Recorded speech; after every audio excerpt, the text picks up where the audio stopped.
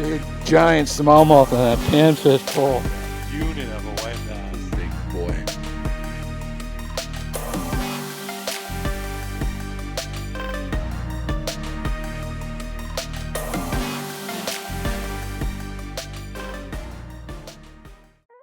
We're going after bedding bass. Alright, took me long enough to hook into him. He was a smart one. Alright. Nice, nothing crazy. We got last one, big boy. Come on, come on. Big.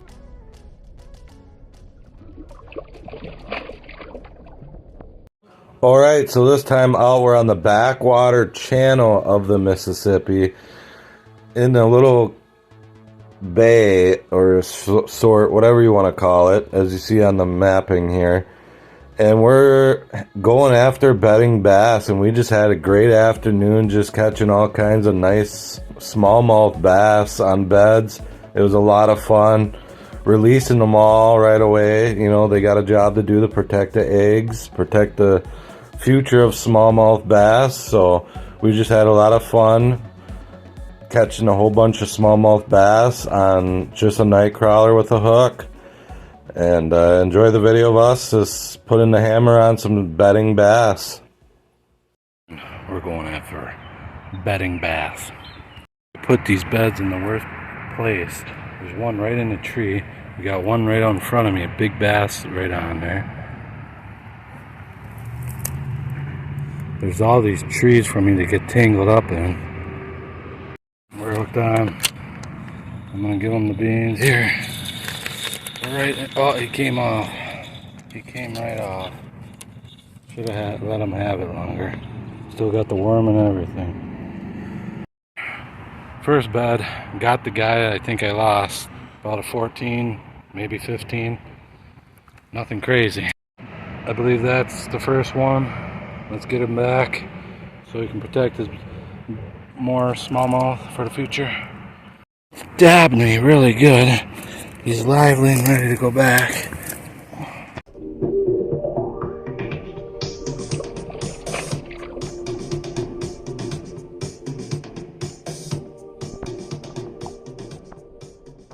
There's this tree. Got him.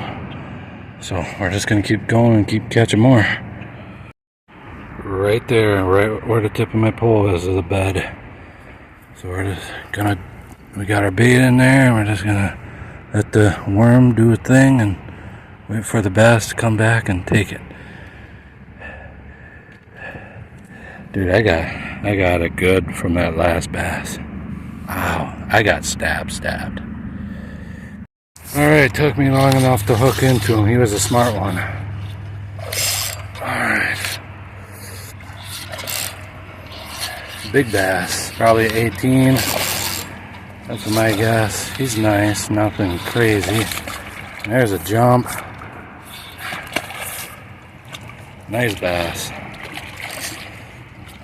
Alright, let's get the net on him. Biggest bass, 19 inches right here. 19. Let's get her back.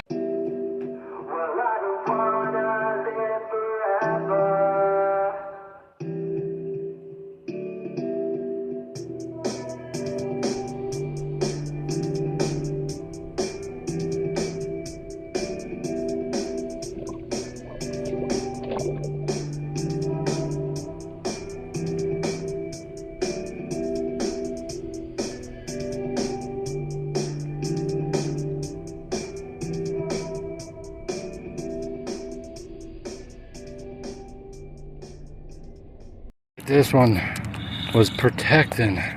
It's right up in there. It's bed. And there's so many bluegills up here to spawn, and it's just trying to protect its bed.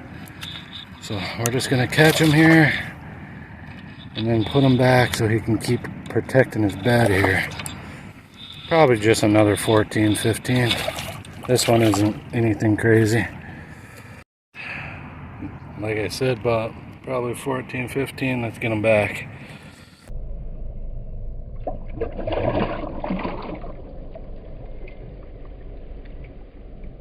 Another one right where the sun is on the water.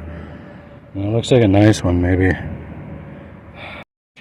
We've seen like 4 different bass right in this one area. This is just one of the smaller ones, I think. Oh, there goes pull and drag. Another smallie. Alright. Not a bad one at all. That's probably 16, 17. Right on that top lip. Perfect hookup. That's a pretty nice one. Maybe that is, I don't know. I feel like that other one, we seen like 3, 4 of them with this bunch at that bed. And this was one of the smaller ones. Look at that tank. Nice one. Just a football.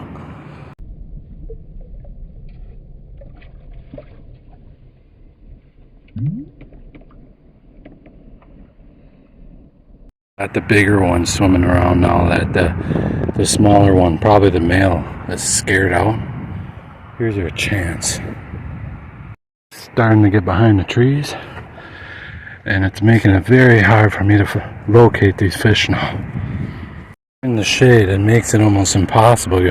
When you're doing this, looking for beds and stuff, you need it to be pure sunny so you can see what you're doing, where they are.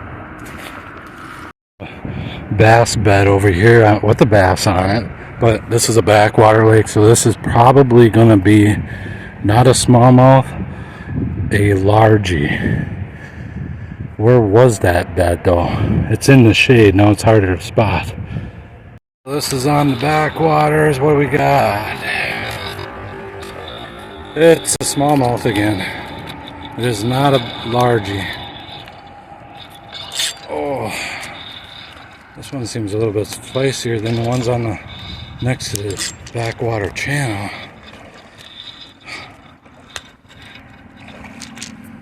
There we go. Probably a 14. Nothing crazy. Just a 14, probably. Let's get him back. This guy back here. There he goes. This is probably the biggest one right here that we seen earlier and we couldn't get. So we're back to finish it off on this guy, if we can get him. Got the nightcrawler on the bed waiting for him to take it. Hopefully a big smallmouth to finish off the day. It's getting way too hard to see. You need the sun really high in the sky. It helps you. And the water is dirty. This is the Mississippi, so the water is of course dirty, but not too dirty. I mean, I can see what the hell I'm doing. I'm going to talk about what I'm using here, and there's my reel, my rod. I don't know if that's, you can see it's in the line is, of course, the 10-pound Sufix Advanced fishing line. Alright, let's try to catch this guy. We finally got the big one here that we're looking for. Big one right there. That's the football. Coming in easy. Under a log. Okay, maybe not. Last one. Big boy. Come on. Come on. Big boy. Alright. Night and time. Only 19 inches. A little bit of blood. Hooked deeply. Let's get him back. Alright. There's the big one. Let's put it back. Last chance, big boy. Going back right here.